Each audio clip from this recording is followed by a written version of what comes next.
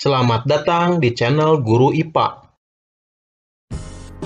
Pada kesempatan kali ini, kita akan membahas mengenai struktur dan fungsi sistem peredaran darah pada manusia, khususnya mengenai jantung dan pembuluh darah.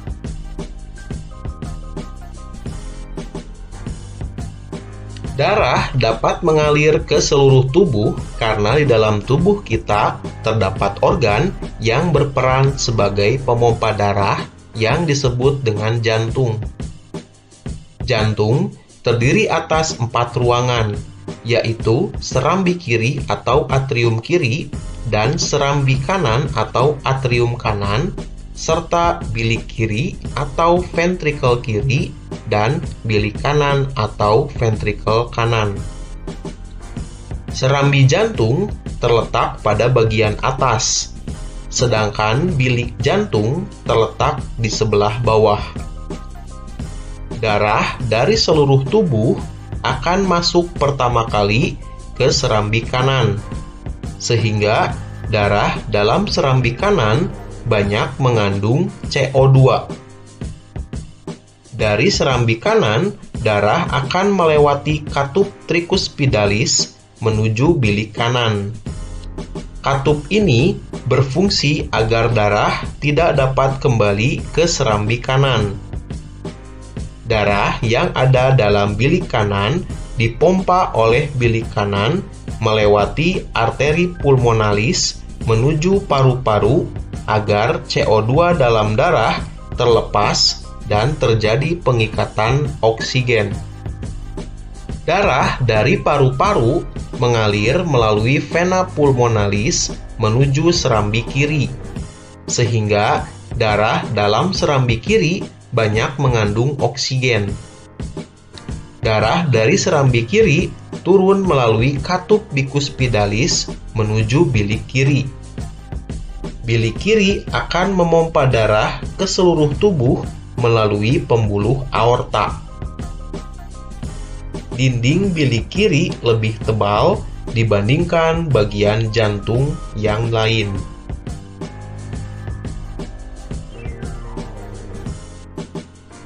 Pembuluh darah dapat dibedakan menjadi 3, yaitu pembuluh nadi atau arteri, pembuluh balik atau vena, dan pembuluh kapiler. Arteri merupakan pembuluh darah yang mengalirkan darah keluar jantung, sedangkan vena mengalirkan darah masuk ke dalam jantung. Arteri berisi darah yang mengandung oksigen, kecuali pembuluh arteri pulmonalis. Vena berisi darah yang banyak mengandung karbon dioksida, kecuali vena pulmonalis. Ujung arteri dan vena bercabang-cabang menjadi pembuluh-pembuluh kecil yang disebut pembuluh kapiler. Pada pembuluh kapiler inilah terjadi pertukaran gas oksigen dan gas karbon dioksida antara darah dengan jaringan tubuh. Pada tabel berikut diperlihatkan perbedaan antara pembuluh arteri dan pembuluh vena. Tempat pembuluh nadi agak tersembunyi di dalam tubuh. Tempat pembuluh balik dekat dengan permukaan tubuh, sehingga tampak kebiru-biruan. Dinding pembuluh nadi tebal, kuat, dan elastis, sedangkan dinding pembuluh balik tipis dan tidak elastis. Aliran darah pada pembuluh nadi meninggalkan jantung, sedangkan aliran darah pada pembuluh balik menuju ke jantung. Denyut pada pembuluh nadi begitu terasa, sedangkan denyut pada pembuluh balik tidak terasa. Katup pada pembuluh nadi satu pada pangkal jantung, sedangkan katup pada pembuluh balik banyak di sepanjang pembuluh. Darah yang keluar dari pembuluh nadi memancar, sedangkan darah yang keluar dari pembuluh balik tidak memancar.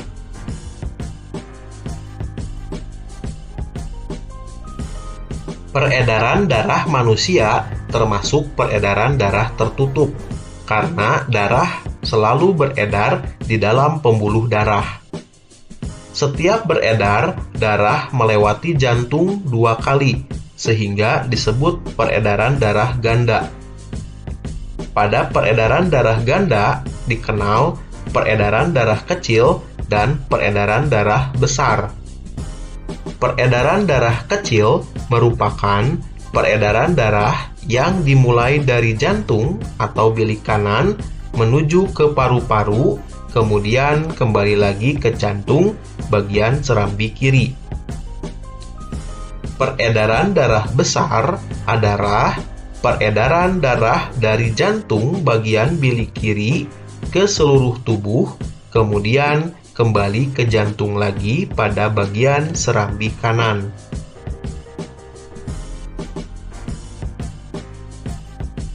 Ada beberapa faktor yang mempengaruhi frekuensi denyut jantung, yaitu diantaranya sebagai berikut. Yang pertama adalah kegiatan atau aktivitas tubuh. Orang yang melakukan aktivitas memerlukan lebih banyak sumber energi berupa glukosa dan oksigen dibandingkan dengan orang yang tidak melakukan aktivitas seperti duduk santai atau tiduran. Untuk memenuhi kebutuhan sumber energi dan oksigen tersebut, jantung harus memompa darah lebih cepat. Yang kedua adalah jenis kelamin. Pada umumnya, perempuan memiliki frekuensi denyut jantung yang lebih tinggi daripada laki-laki. Pada kondisi normal, denyut jantung perempuan berkisar antara 72 sampai 80 denyutan per menit. Sedangkan denyut jantung laki-laki berkisar antara 64 sampai 72 denyutan per menit. Yang ketiga adalah suhu tubuh. Semakin tinggi suhu tubuh, maka semakin cepat frekuensi denyut jantung. Hal ini terjadi karena adanya peningkatan proses metabolisme, sehingga diperlukan peningkatan pasokan oksigen dan pengeluaran karbon dioksida. Yang keempat adalah umur. Pada janin, denyut jantung dapat mencapai 140 sampai 160 denyutan per menit. Semakin bertambah umur seseorang, semakin rendah frekuensi denyut jantung.